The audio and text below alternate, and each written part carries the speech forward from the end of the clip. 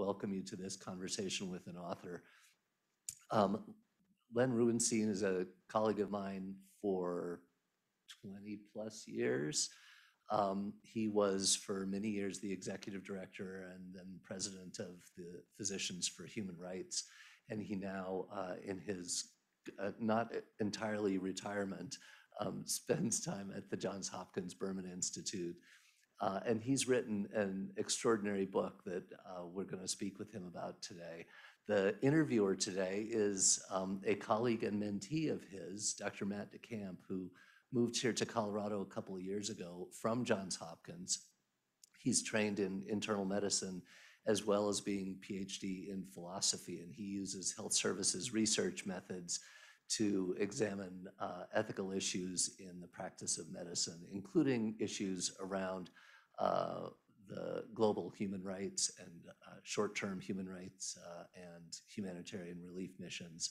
So he and Len also go way back. I'll let them take it away from here, and hope you enjoy the program. Great, thank you, Matt. And this is the book. It's Perilous Medicine, The Struggle to Protect Healthcare from the Violence of War.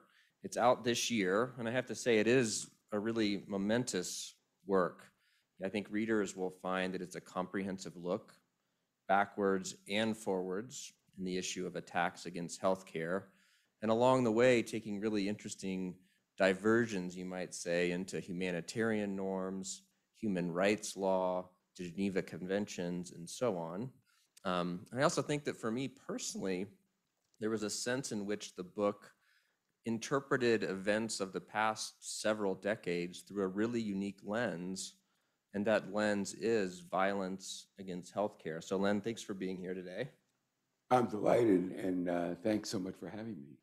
I wanted to start out with a question that's maybe personal and just hear about the how and the why of how you became interested in this topic. There are several poignant examples in the book, but could you tell us more about the how and the why? It all started, it was back in the 90s, right after the war in Bosnia, where I had an opportunity to go to Sarajevo because I had just become director of Physicians for Human Rights. And my predecessor had written a book about attacks on healthcare during that war, and it was a subject I knew very little about before taking the job.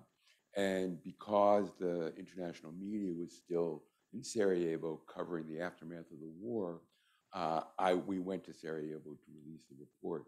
And there I heard some really compelling stories about what people went through. And I'll just tell you one.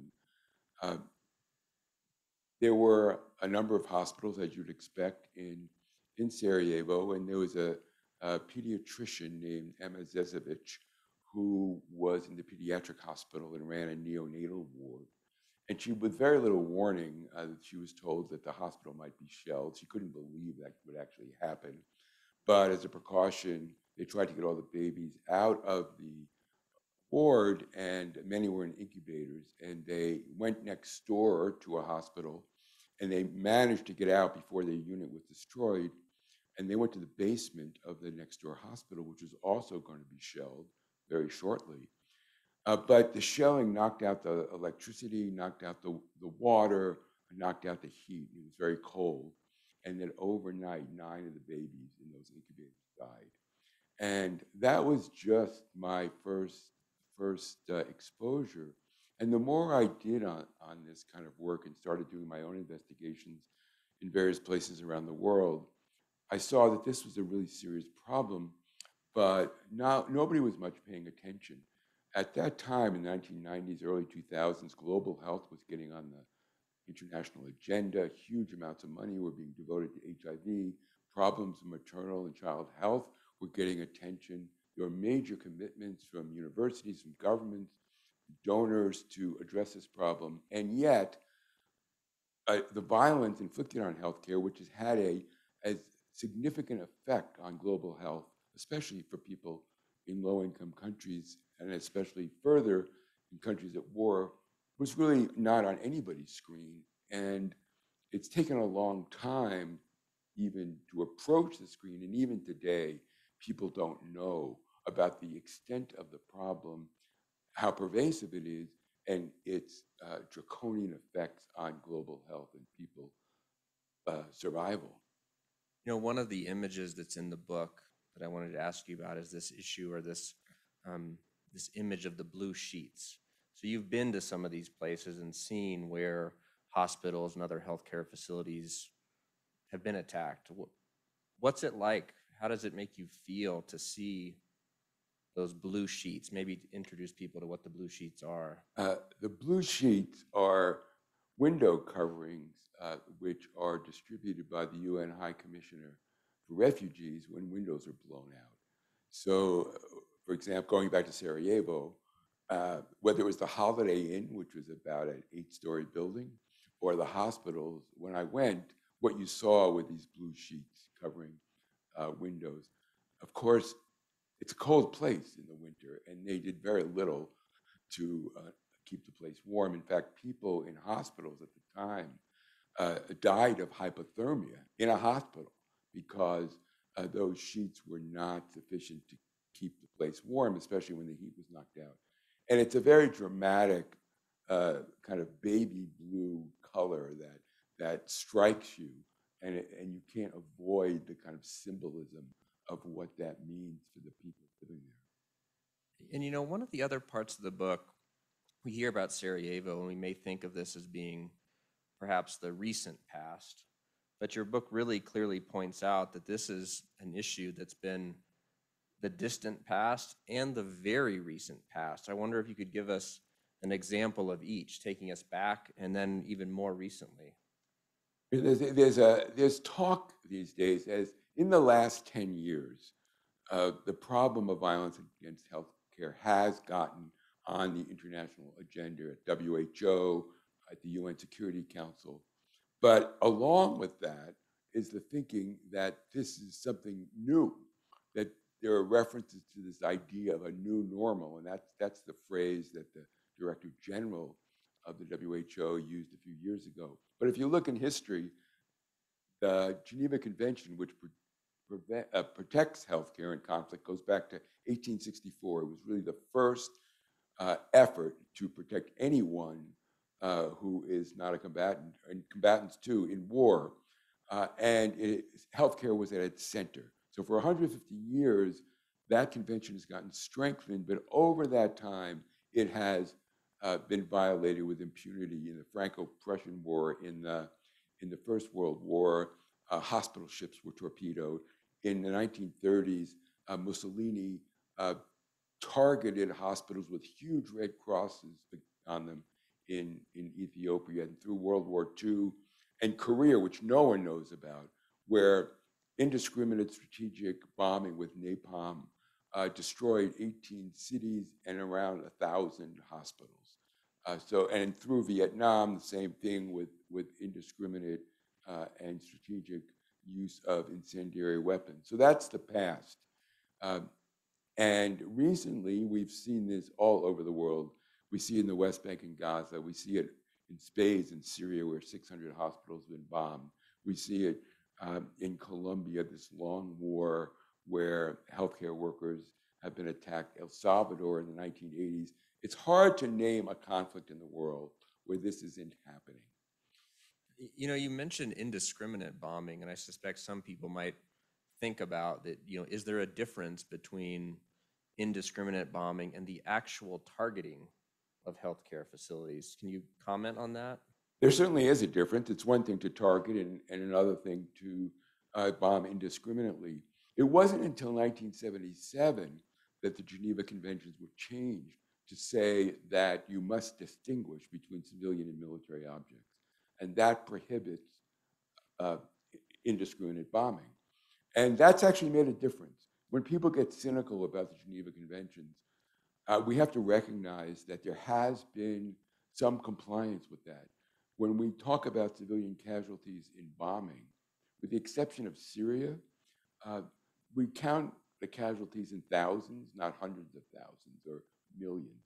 So we've had progress, but indiscriminate bombing on a scale that shows repetitive a refusal to take the precautions required, as the Saudis have done in Yemen, can still be a war crime. So it may not be intentional targeting of a hospital, but the effect is the same. And that's why the precautionary elements are so important. And when you bring us to today, do we have estimates on the number of attacks that have occurred in the past year, or the past 5 years? How significant is this of an issue?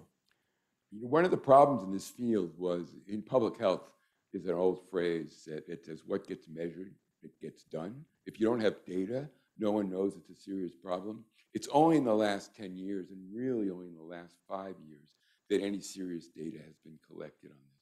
But now we have data, and I'll just give you an example.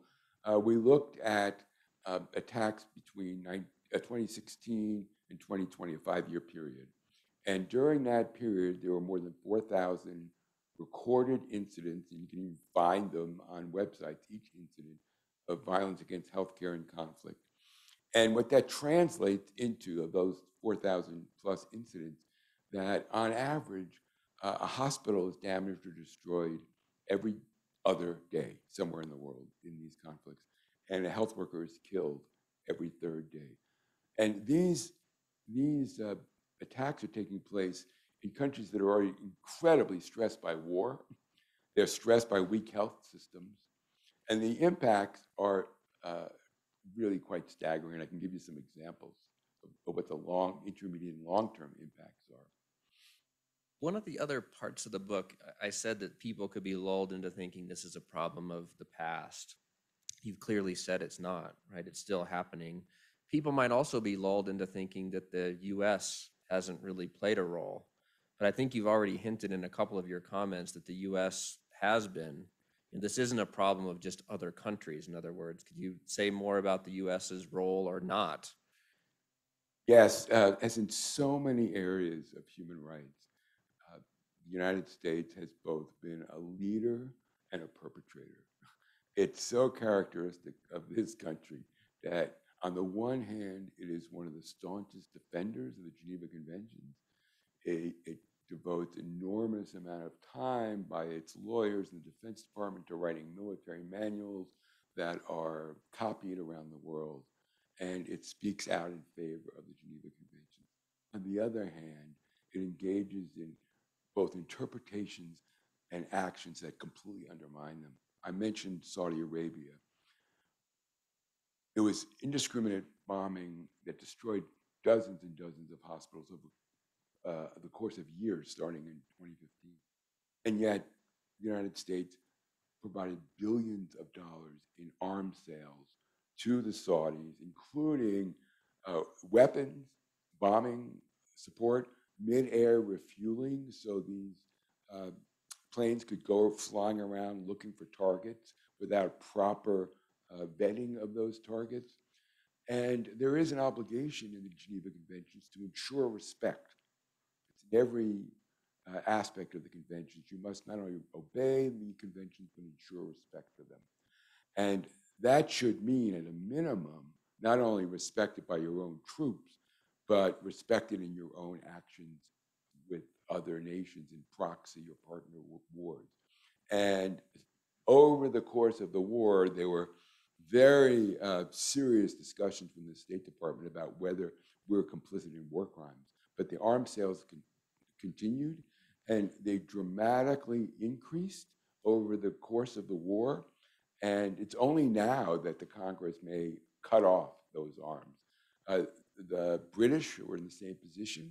They provided enormous numbers of arms. So that's one example of the kind of dual role of the U.S. I can give you another example, which is equally serious. One of the fundamental principles of Geneva Conventions is impartial care. You must provide care based on medical grounds alone to the wounded and sick, whether they're your soldiers or enemy soldiers, whether they're civilians on your side or they're civilians on the other side. That rule goes back 150 years.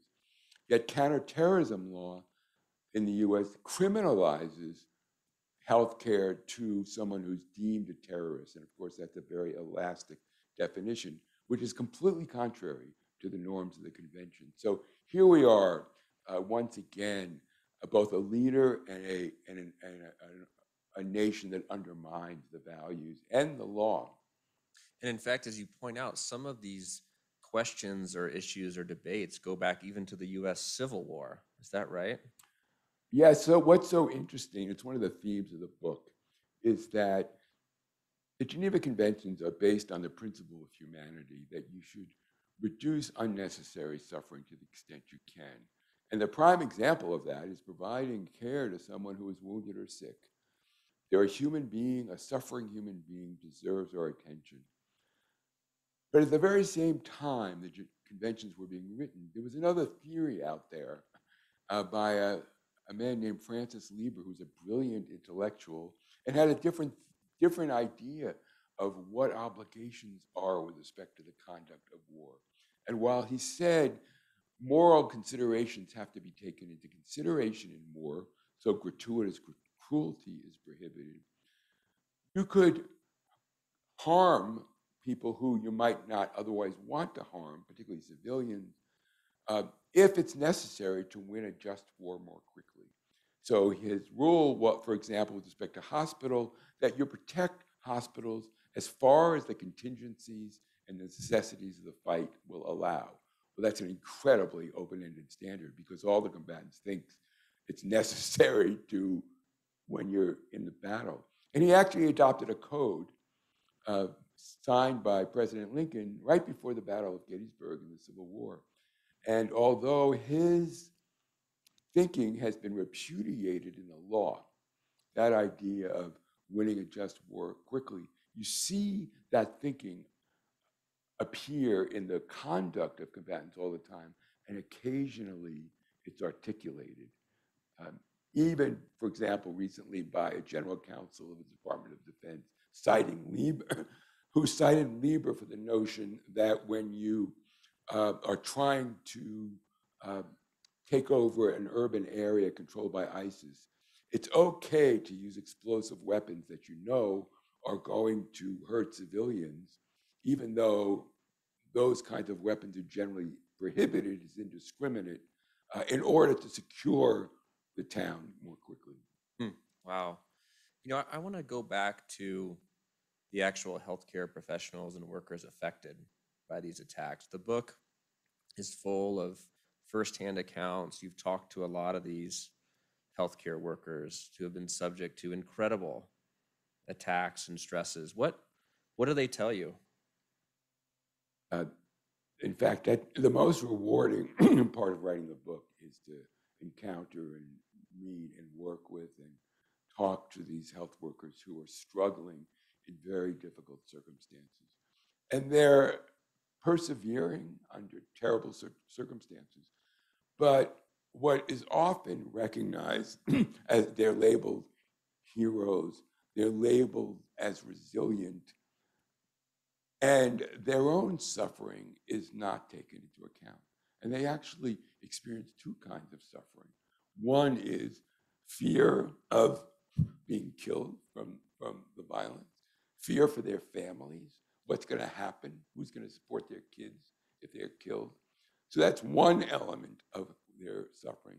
But they also suffer moral distress, which I'm sure you at the Center for Bioethics and Humanities know a lot about, which is the suffering that comes in healthcare when you know what needs to be done, but you can't do it. And these health workers watch patients die who they can't save. And some of the most poignant and awful examples people shared with me were things like parents begging someone to save their kid who was hit by a shell or a bullet. But the generator was being used for somebody else, and they didn't have enough generators for everybody. So they had these terrible forms of triage that were based on their resources, not based on considerations they thought were medically appropriate. What explains their bravery? I mean, did you have a sense from talking to them? Is this a case where medical ethics, professionalism, what explains their ability to do this under such dire circumstances? That's a very complicated question, and as you can imagine, they differ a lot. Many people are there because they're completely devoted to their patients and sometimes often to their people. They want to take risks because they want to help their people, and they have a very strong sense of compassion and obligation and sense of duty. Many of them are there because they have no other options. In Syria, for example, most of the most qualified doctors left when the war started. They had the means, they had the resources to get out. And so it was the people without those resources who were stuck. So many people are there because they don't have a lot of options. And there's such a combination of these views that it's not at all mutually exclusive. There's a sense of obligation and devotion, but often the sense that they don't have options. You know, the other part of your book that I found intriguing is that we like to think of or imagine attacks, direct attacks, bombings being a really visible example of attacks against healthcare, but that's not the only kind of attack you describe. There seems to be other forms of intimidation, of interference. Can you say more about those less, I guess, less egregious acts of violence? Oh yeah, and these are the ones because we have so little data. I mentioned the 4,000 attacks where we have those are acts of violence that are not easily, but they can be recorded. But it's estimated that more people may die because they can't get through a checkpoint than in bombing, because checkpoints are pervasive in every conflict. And frontline soldiers, they're always young. It's not exactly an assignment that people want, and they're fearful. And so they err on the side of not letting people through. So you have babies dying at checkpoint, mothers giving birth at checkpoints, and people not reaching emergency care. We have no idea what exactly the numbers are, or even estimate the numbers. But then we have other kinds of acts. The Taliban in Afghanistan had a very complicated record with respect to healthcare. They wanted healthcare to be provided to the population, and they still do today. And they allowed NGOs to operate government-financed health clinics. But the Taliban wanted to control them. And they used all kinds of threats to control them. So they said, if you don't hire the people you want, if you don't give us contracts for this service, we're going to shut you down, or we're going to kidnap somebody. They did kidnap people for a few days. And the shutdowns were enormous. I think it was 2019, I'm not sure if that's the right year, 200 clinics were forced to close because of this intimidation. And one UN agency estimated that like 45,000 hours of healthcare was lost because of these shutdowns. And of course, then patients are afraid to come. Anytime something bad happens to a clinic, people don't come back for many months. So these indirect effects or invisible effects are as serious as the more spectacular acts of violence. It seemed like another interesting or important one is this issue of security forces entering a hospital or entering healthcare to look for accused terrorists, combatants, enemies. Yeah, that's another big problem. It's not prohibited for military forces to go into a hospital to arrest someone like somebody from an armed group. Just like in this country, police are not prohibited from going into hospitals. And however, they tend to go in with guns blazing. You know, they have doctrines of force protection. They don't want to leave anything to chance, so they go in and fire first. And these are quite violent. Many killed. And in Afghanistan, to come back to Afghanistan, we think of the Taliban and other insurgent groups as the perpetrators.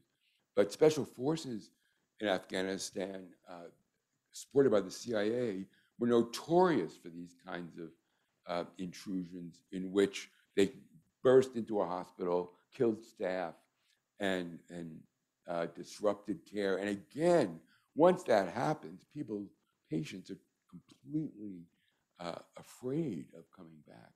So this sounds like another example where the U.S. has actually indirectly perhaps been involved with these sorts of acts. Yes, and there is some evidence that on in some circumstances, international forces, which usually meant U.S. forces, were part of these raids. But there has been no acknowledgement at all that these ever happened. It seems like this intimidation can affect one of those fundamental norms of humanitarianism, of impartiality, and the idea that healthcare can be under pressure to give care to one individual over another because of forces, or could be even accused that by rendering aid to a combatant, they're somehow aiding the cause. Yeah, there's a real tragic paradox, because impartiality is not only a value, but it's a security strategy. So a hospital or a clinic wants to treat everyone, in part to make sure that nobody thinks they're discriminating against their people. So in Afghanistan, again, the Ministry of Health and all their clinics make a big point that they will treat anybody, including Taliban and Taliban-affiliated families, to protect them from attack. At the same time, one side will say, well, you're treating my enemy, so I'm going after you. So this paradox, it's both a security strategy and it puts them at risk. Is there a point where healthcare becomes aiding the enemy? This is one of the most powerful aspects of the Geneva Conventions. It's got very strict rules about what it means to aid the enemy. So that the fact that you admit patients from every faction is not aiding the enemy, nor is aiding the enemy having some kind of political affiliation with one side or the other. You can be a doctor or a nurse and be affiliated with a political group that opposes one side or the other, but in your medical work, you act appropriately according to ethics. So all that is allowed, but that's not accepted. And that's why in practice, we see too many cases where that is considered aiding the enemy. And we see this too in Myanmar, where doctors are leading the civil disobedience movement, and they are targeted because they're politically involved. They're still doing their jobs as doctors and nurses. But you have to commit an act specifically to help the enemies. For example, that you start shooting from a hospital, not in self-defense, but using the hospital for a military purpose. So the rules are very strict to avoid that kind of labeling. Yeah, I'm thinking of one of the examples being around civil disobedience and physicians who treat protesters. I think that's an example in the book. Yeah, in Portland and other countries, after the George Floyd murder, when there were protests, police attacked the medics, and they were wearing Red Crosses or some kind of bib that showed they were medics. And this just happened in Turkey, actually, after this huge series of demonstrations about 5 years ago, where 8,000 people around the country were injured, and the government wouldn't allow any kind of wouldn't provide any care to the wounded protesters. Volunteers came out, and so they passed a law saying it was a criminal offense to provide emergency care without permission of the government, which was specifically directed at people providing first aid and other emergency care to people wounded in those protests. We're dancing around a little bit, something that I want to make sure we put a finer point on, which is the distinction between impartiality and neutrality, those two norms. Can you say more about that and why it's so important to clarify in our heads the distinction between the two? Yeah, there's a lot of confusion about what this means. I mentioned impartiality before, which means you treat irrespective of who the person is and what their beliefs are, what their ethnicity is, or their race, or their military affiliation. So, a military doctor for U.S. forces or any other forces has to treat a wounded enemy soldier. That's impartiality. Neutrality is not taking a political position. And that, for example, like Switzerland, that you don't take a political position. The norms are very clear, as is the law, that impartiality is required, but neutrality is not, because it's almost impossible, for example, for a Syrian doctor or a doctor associated with a military organization to be neutral. They have political beliefs. And so long as you comply with your ethical obligations, including impartiality, then you're protected. But the idea is out there that if you're politically engaged in some way, even involuntarily, like when you're deemed by the Syrian regime to be an enemy because you live in an area controlled by the opposition, that you don't warrant any protection. One of the issues you've mentioned earlier relates to this idea that we know there are tragic consequences for the individuals involved in healthcare, subject to attacks or intimidation, and we could spend the whole time on that. But it's also true that these attacks have longer-term effects, thwarting progress in global health and global health equity more generally. Can you say more about how that happens? Maybe give us a couple examples. Sure. I mean, this is one of my major complaints about the whole field of public health and global health, which is it does not take this into account as the focus on building resilient health systems and providing antiretroviral medications for HIV and all kinds of interventions. I'll just give you a couple examples. Smallpox has been eradicated from the world, which is a wonderful development. And there was a campaign, and still is a campaign, to eradicate polio. The goal for eradication of polio was the year 2000. Well, here it is 2 decades later, and it hasn't been eradicated. And the main reason is that in some countries, particularly Pakistan, but some others, vaccinators have been subject to attack. More than 100 have been killed in recent years in Pakistan. And what that does is it ends up suspending vaccination campaigns. Hundreds of thousands of kids may miss their dose of the immunization, and polio remains. It's endemic in both Pakistan and Afghanistan. So that's one example.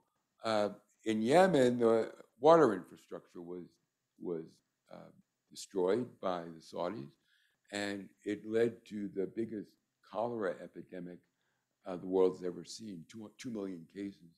And this is in a place where the health infrastructure was also destroyed, so treatment was much less available. And I have there's a chart I found which shows that in Yemen, the cholera incidence was really off the chart, that it was like 10 or 20 or 30 times larger than whatever was in second place. So you see these effects. And then, of course, there's the healthcare system, where when you lose 70% of your doctors and nurses in Libya, in Syria, in so many other countries, you're losing capacity that lasts for long periods of time. And there are some studies showing that years after the war ends, that these health indicators remain terrible. So if that's the case, then why has it taken so long, if it even is on the agenda of the major global and international public health agencies? Why has it taken so long to see this? Well, I think there are 2 reasons. One, it wasn't tracked. I think I mentioned it's only in the last decade that we're starting to track this and raise awareness of what's going on. And second, it raises political issues for governments. It has to do with what your relationships are with your allies. It has to do with not wanting to take responsibility for their behavior when you sell them weapons. It has to do with counterterrorism policy, which is not consistent with these rules. And we've had a complete, we've been completely stymied in accountability. Accountability, as in all areas of human rights, is so central to any effort to change behavior. But both domestically, people are not court-martialed for their behavior.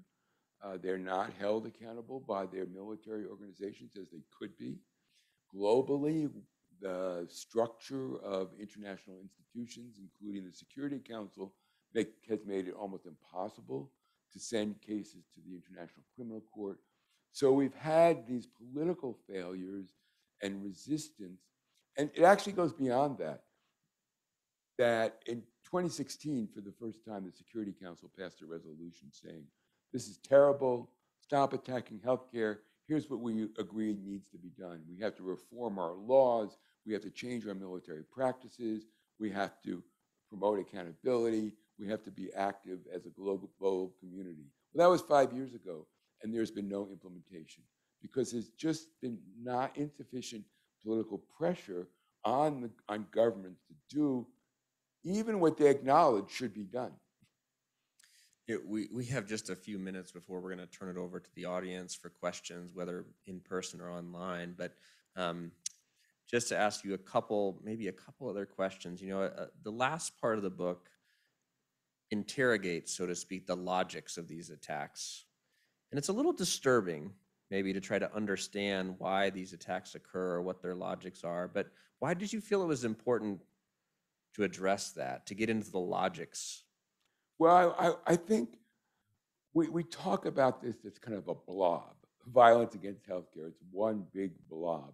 But the more I looked at it, I thought we needed to understand what the reasoning or the rationales are for different types of violence so we can have better interventions and target, as it were, interventions appropriate to the circumstances. So I developed a framework that tried to distinguish between, for example, strategic attacks like happened in Syria, problems of tactical violations, which are in some ways easier to deal with, where it's involving shooting from a hospital because it's a convenient geographical location.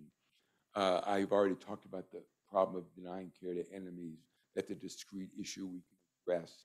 And there are others, including failure to take precautions. And it seems to me the strategies may vary in addressing the different kinds of logic.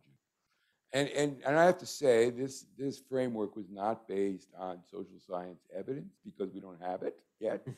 And one of the reasons I wrote the book was to try to put it out there and let people look at the data, just like the data on what is driving attacks on civilians in the war, to see if this is correct, and if so, help figure out what to do about it.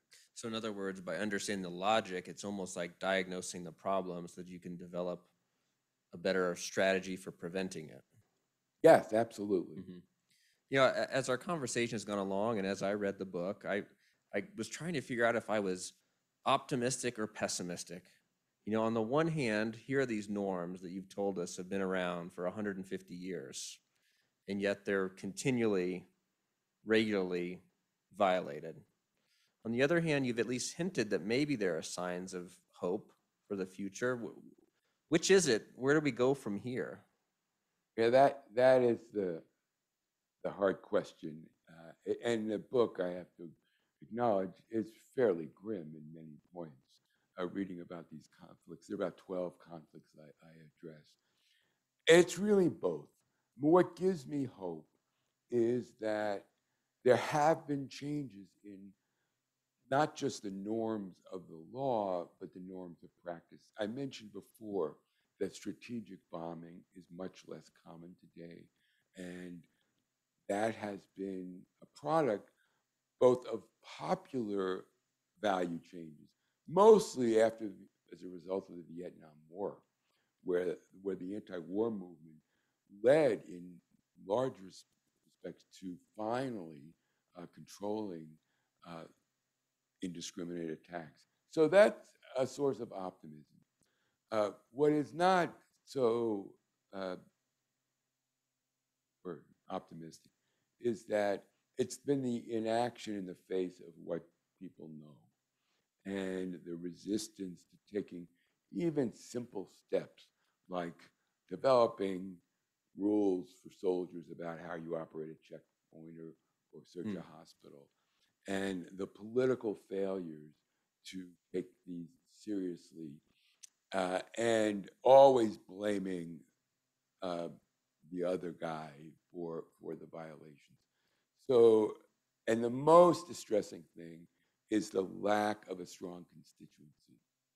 See, that's where we've fallen the most short. When you think about journalists, for example, there's been such a lot of solidarity with journalists among their peers.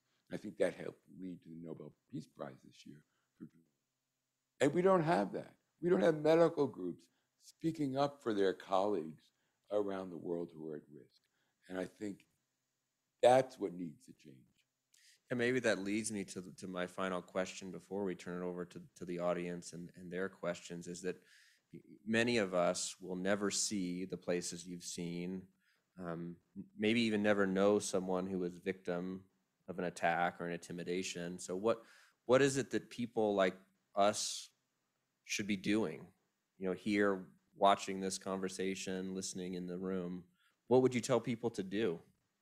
Well, first, I think if you open your eyes, you see it's happening even in COVID. We haven't talked about COVID, but all the intimidation and threats against public health officials, and in some cases, frontline medical staffs, have been in the paper, and we can see on a much smaller scale than in a war what that does and how demoralized people are, and what a serious problem it is, not only for the individuals who are victims, but for the whole effort to deal with COVID. So one is just to see that and understand that this is happening somewhere else.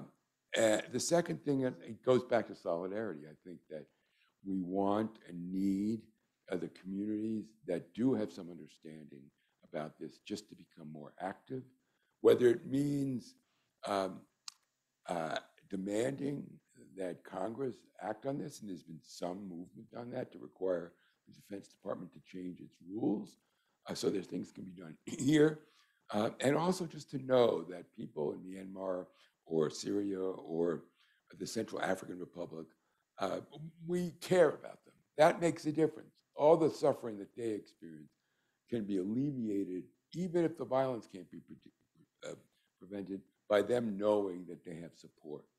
Yeah, great. So I'll turn it over for questions now from the audience, either in person or online. If you're online watching, you can, of course, put the questions in the chat, and I'll rely on Malia to relay the questions into us. But let me open it up and see if the audience has any questions. Okay, so I can start with one online. And actually, before I do that, I would like to thank the Tattered Cover, who is our partner in producing this event. So if you're interested in purchasing Professor Rubenstein's book, you can do so at our online bookstore page with Tattered Cover. And that link is in the chat. And for our first question, this comes from Darren Stites. He's a student at CU Anschutz. And he says, I'm a former Army medic who deployed to Syria in 2018, so this subject is very important to me.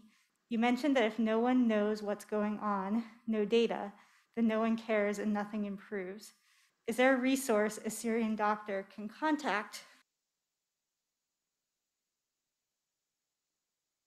Scroll down. Is there a resource a Syrian doctor can contact or use if their hospital is being bombed, for example? Or is it their best course to document with pictures and video and post to social media? It's a great question. I think the answer is both, that there are a couple of characteristics of the war in Syria. I can't say they're encouraging because 10 years of war has not stopped the depredations and the attacks. But on the one aspect of the war is that people in Syria have done more than in any other conflict to document what's happening through social media, through videos that are posted on YouTube, and in so many other ways. And that has been an incredibly important way to make sure that at least some people know what's going on. Second thing, when I talk about solidarity, is that there is a large expatriate community of Syrian doctors in this country as well as in Europe, and they have done an enormous amount to both mobilize resources for humanitarian aid and engage in advocacy to try to raise the visibility of the conflict and what's happening to healthcare there. And they've done a wonderful job. The problem is they're kind of alone. You have to get beyond the Syrian groups to really have a major impact. But I think what we need to do is join in common cause with those groups who are on the front line. It is, as you're thinking of the next question, it is one of the things about the book that seems so important. It seems easy to compartmentalize and say, well, this is a problem of Syria, or not think about really the broader extent of this problem, and that it's happened, as you said at the beginning, in basically every armed conflict we know. It's not just a problem for Syria. Yeah, and this year, in 2021, we had some conflicts blow up, one in Tigray and Ethiopia. Health system is basically destroyed. Another war in Gaza, where once again the health system has been severely compromised and was already weak. Other wars in this decade, and in Myanmar, where the entire COVID response has collapsed because of the occupation of hospitals and the interference with healthcare and the assaults on doctors. Other questions? I'll ask questions if others don't have them. Your conversation about what prompts people to stay is really reminiscent of plague doctors in the, during the Middle Ages. And a number of them wrote articles, they called them plague tractates, that explained why they stuck around when many others would have left. And they were exactly the reasons that you articulated. Things like, well, look, my family and my community are here. Of course I'm going to stay. Or I don't have the resources to leave. Or there were people who said, I feel like I am relatively safe because I know how to prevent myself from getting the plague. I put on, my beaked mask, and I put on my doctor's robe, and that will protect me from the plague. So there was a sense in which people were sort of in denial about the level of danger, which I think also arose in London during the bombings in World War II, where sort of famously the Nazis thought that they would degrade the population's sense of safety and desire to continue the war, and instead it had exactly the opposite effect. People in London felt like, well, only a few people are dying from these bombings, and it's not me. So it actually raised the level of commitment to the war. And I just wondered, do those other sorts of denial and optimism, do they also play some role in health professionals being willing to continue on under these extremely difficult circumstances? And the reason this all came to mind, of course, is because of COVID, where we are seeing something similar play out, I feel. I agree totally, and there's also the sense that they are making a contribution, that there are a lot of people who are hurting and they are doing something and they do their part.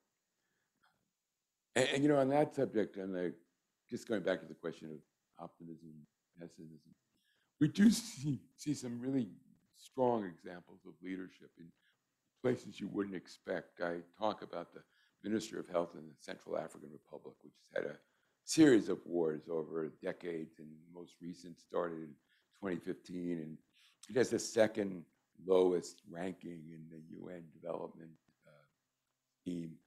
So it's an incredibly poor country. It's been neglected for decades. It was oppressed by the French. So it's got a terrible history. But the Minister of Health is really committed to the protection of his people, and he supports his health workers. He has occasionally put his own life on the line toward protection. He devotes energy. He actually reaches out to armed groups and criticizes them sometimes and takes his own government to task when their forces breach the rules. And it's a real example of leadership. And this is also a way for the health workers on the front line to feel that they have some support. Other questions? Yeah, so another online question, this comes from Bill Silvers. He's a retired healthcare professional, and he is a donor who started our endowment for our Holocaust, Genocide, and Contemporary Bioethics program. So first he has a comment, which is, thank you for keeping your positivity and perseverance in the face of these near insurmountable conflicts. And then his question is regarding the relationship between Physicians for Human Rights, the World Medical Association, and the World Health Organization.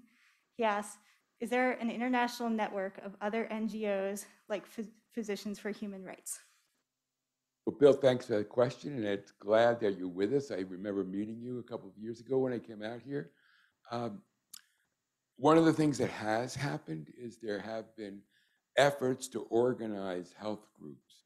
So I was involved in starting a group called the Safeguarding Health in Conflict Coalition, which consists of about 40 NGOs and some academic centers, from humanitarian groups to human rights groups. And what we do is, aside from reporting every year on attacks, we lobby at the World Health Organization to increase their engagement in this issue with some success. And we also lobby at other UN agencies. And the International Committee of the Red Cross has its own initiative called Healthcare in Danger, which has what they call a community of concern, which is a number of international associations of groups like the International Pharmacists Association and the International Council of Nurses and the World Medical Association, and to create a voice in the same kind of efforts to get these issues on the agenda. And I have to say that these efforts have had success at one level, that is putting it on the global agenda at WHO and elsewhere. Where we've had less success is at the national level, where things really happen and where things have to happen, where we have to have a kind of legal reforms, military reforms, accountability. And that's where we need to go, and we've not reached that point yet. What would you say, if I could press you a bit more, is the single most important reform necessary at the U.S.? Maybe it's not one, but to force you to just say one, at the U.S. national level. You won't force me to say one. One is, I'll give you two. One is to repeal our counterterrorism laws that deem healthcare to be a criminal offense. Number two is to take the steps to adopt operational doctrine and rules of engagement and training on the more routine military operations that deal with health institutions like checkpoints and hospital searches. That's a very easy thing to do. It's even politically easy. The counterterrorism change is more politically difficult. And I'll add a third, actually, to get serious for once and for all that on this obligation of ensuring respect, and take some responsibility for all the acts of the governments to which we supply arms and military assistance.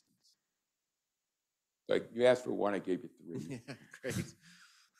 Other questions?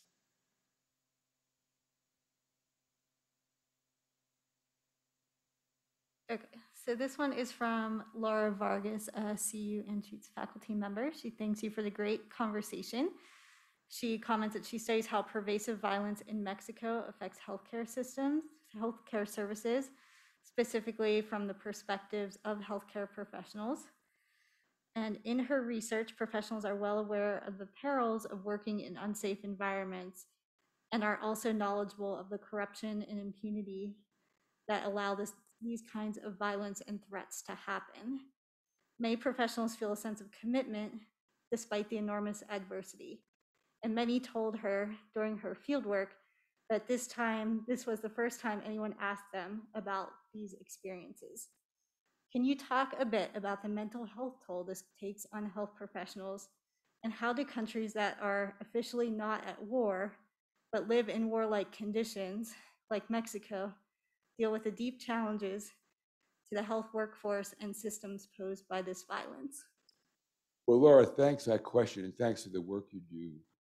The situation in Maryland for health, Mexico for healthcare is really terrible. When you look at the map, we have an interactive map of violence against the COVID response, and Mexico, along with India, is at the top. They account for two of them together, with more than half of the incidents that have been documented.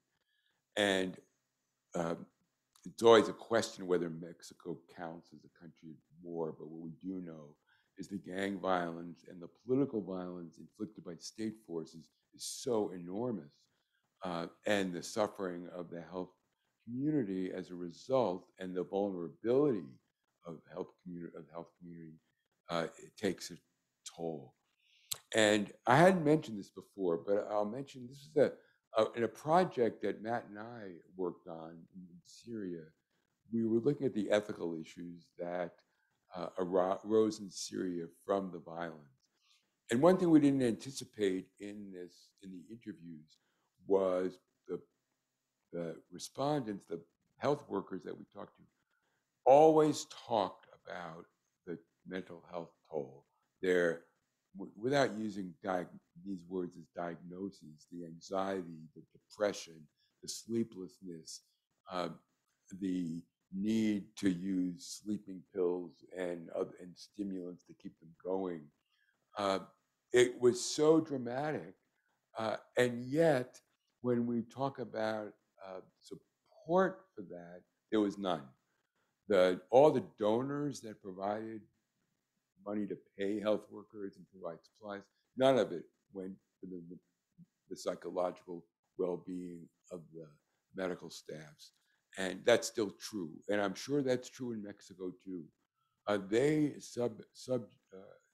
They're subject to psychological trauma endlessly without support. And that needs to be addressed. It needs to be addressed domestically by ministries of health and parliaments, that should be part of the program in countries where there is that kind of violence.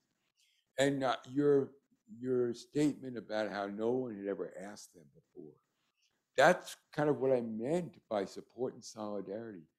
People need to be recognized, and they need to know that someone cares about them, cares about what they're going through. And because the cost of knowing that no one does care makes the harm even greater. So I think there are ways that we have to address this and raise the stakes for the whole healthcare system.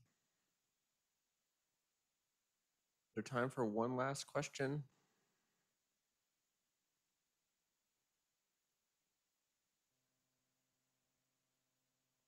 So I just wanted to ask, you talked a lot about direct attacks, and my first realization of this was about almost 20 years ago when I was reading a Bloomberg report about indirect attacks on water and power, civilians, and in fact hospitals in Iraq, Afghanistan. And is that reported at all, or is that considered a direct attack, even though, it's an indirect attack on supply chain, water, and power? That's a great question. First of all, they're protected because the Geneva Conventions say that civilian infrastructure that's essential to survival of the population is protected. And I mentioned what happened in Yemen. UNICEF actually wrote a great report. It came out, I think, within the past year on this very problem of attacks on water infrastructure. And, that gets even less attention than attacks on healthcare. So we have to raise the visibility of that because the impacts are so dramatic. Because without clean water, we know what happens. And without power, we know what happens. But there has been insufficient attention to accountability for those acts. Well, I Yeah. think we're at the top of the hour now. I just wanted to thank you, Len, for spending an hour with us. This is the book, Perilous Medicine, The Struggle to Protect Healthcare from the Violence of War. I appreciate the Tattered Cover for sponsoring the event and hope everyone has a good rest of the day. Thanks. And thank you for having me.